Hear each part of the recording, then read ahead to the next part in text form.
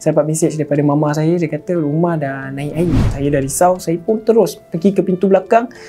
Saya nampak pintu belakang yang selama ni tempat saya parking kereta saya, motor saya dah separuh air dah naik. Dan kucing saya tengok sangka kucing saya dah berenang-renang. Saya pun terus buka pintu, saya buka je pintu, air pun menderu masuk dekat bahagian dapur.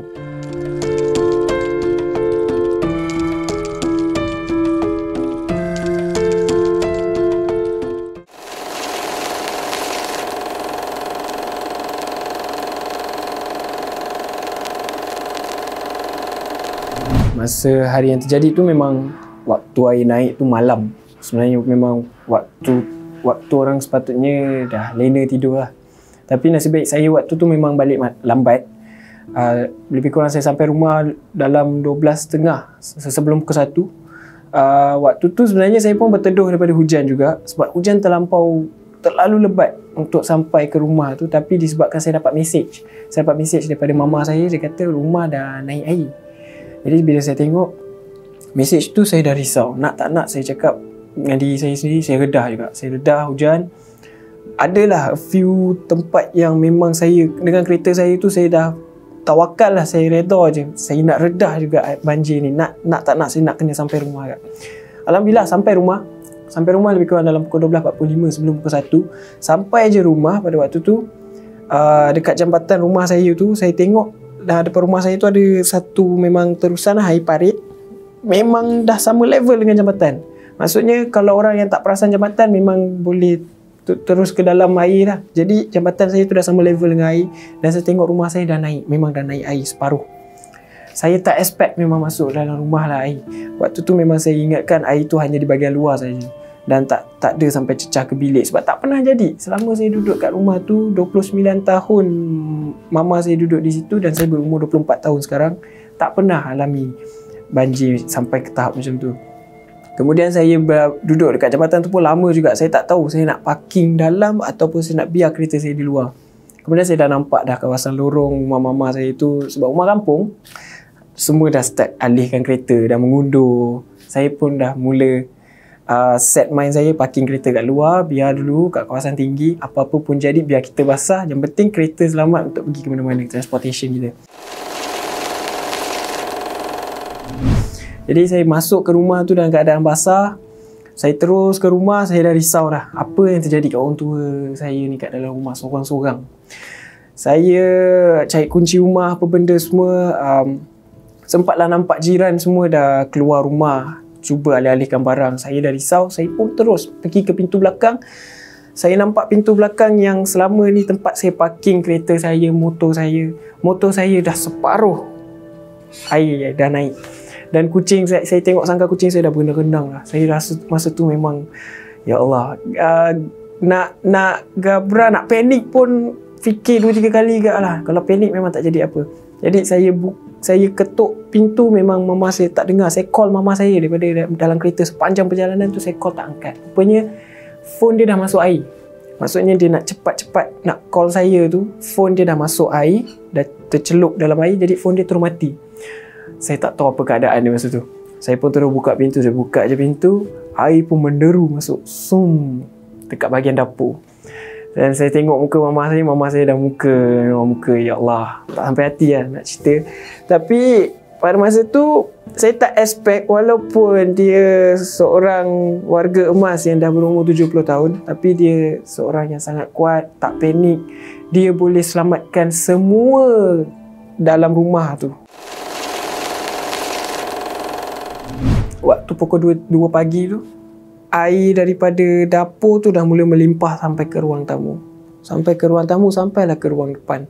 Jadi saya punya rumah tu lebih kurang saya ingat macam ni lah. Jadi air dah terlampau tinggi di bahagian dapur, kemudian bilik saya, ruang tamu, kemudian di ruang depan.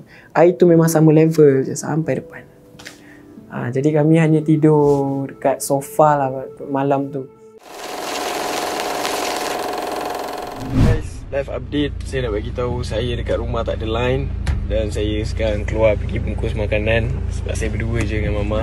So paginya tu saya bangun pagi, memang ya tak boleh nak masak, tak boleh nak apa. Selalu mama saya akan masak. saya bergegas cakap dengan mama saya macam, "Ma, Afiq keluar kejap." Mama tunggu kejap sebab phone saya tak ada line. Saya pelik. Waktu tu memang no service. Line tak ada, internet tak ada, apa tak ada. Saya keluar pergi beli breakfast sebab saya mengenang kawan tu ni mesti lapar ni. Saya pun menahan lapar, ini kan lagi dia. Okay, pergilah cari breakfast. Masa tu lah baru saya nampak kawasan 2 ke 3 kilometer daripada kawasan rumah saya tu, keadaannya memang betul-betul bencana alam lah. Saya tak expect lah kawasan tu jadi macam tu. Nak pergi kedai makan, nak bungkus makanan tu pun pada masa yang sama saya nak cari line. Adalah line. Pada waktu tu lah baru orang duk message, call, tanya keadaan macam mana. Dan pada masa tu juga saya baru tahu yang sebenarnya keluarga saya yang lain pun terjejas juga. Kakak saya rumah dia lagi tinggi, parasnya sampai pinggang. Yang kakak saya lagi seorang pun sama juga duduk kat Meru. Air tak surut sampai makan 3 hari. Saya hari kedua alhamdulillah okey. Maksudnya hari ketiga kami dah boleh start berkemas. Dia hari ketiga baru air surut, hari keempat baru boleh start kemas. Maksudnya hari ni ya. Saya pun keluarlah daripada rumah tu dan kebetulan saya pun tak expect kawan-kawan saya yang saya tak jangka akan ada pada waktu tu. Maksudnya kawan-kawan yang boleh datang untuk tolong, dan kawan-kawan tu juga yang saya tak expect cakap, "Tak apa Fiq, bawa Mama Afiq dengan Afiq sekali kita duduk kat rumah dia." Saya sangat terima kasih lah sebab saya tak tahu saya nak berteduh kat mana pada masa tu. Sebab nak pergi kat tempat pemulihan, nak pergi sekolah pun jalan banjir.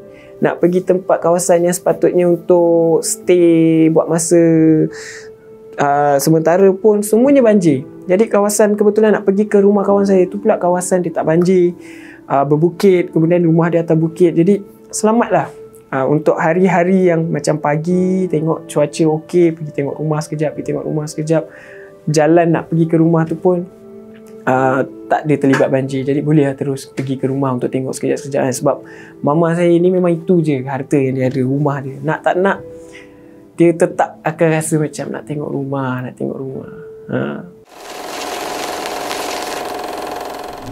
Saya mengajar saya bersyukur, mengajar saya redha, mengajar saya sabar. Banyak-banyak sebenarnya benda yang mengajar saya bila terlibat dengan bencana. Saya tak pernah terlibat dengan apa-apa bencana, tapi saya bersyukur kerana Tuhan bagi saya peluang untuk merasa dalam keadaan masih lagi selamat. Dan hidup pula berdua dengan mama. Saya rasa sampai sekarang benda ni macam mimpi. Saya bercerita dengan kawan-kawan saya yang membantu saya sepanjang tempoh saya menguruskan rumah ni. Saya keep on bercakap dengan diorang.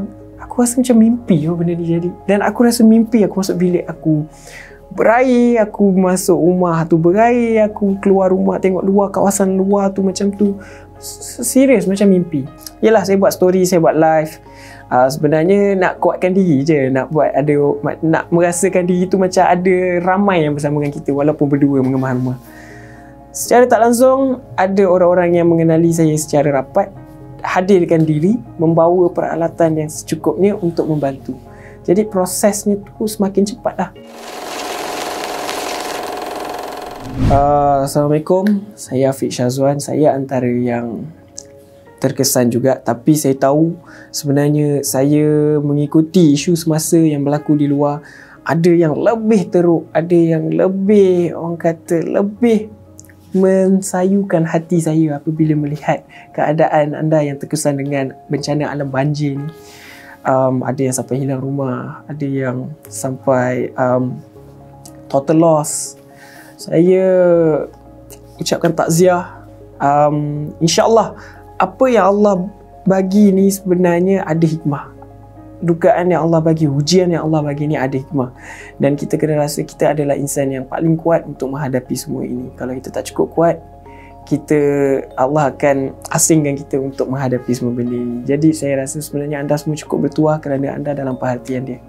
Dan teruskan berjuang, insya-Allah akan ada rezeki yang melimpah ruah. Semoga dipermudahkan segala urusan buat orang-orang yang menghadapi ujian dan juga dugaan daripada Allah, iaitu bencana alam banjir ini.